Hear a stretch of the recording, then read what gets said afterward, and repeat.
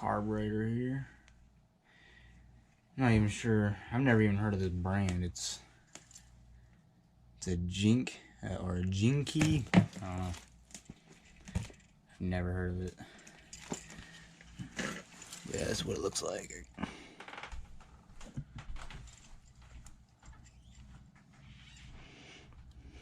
Yeah, I think it's for a dirt bike, but I think it'll work on the mini bike.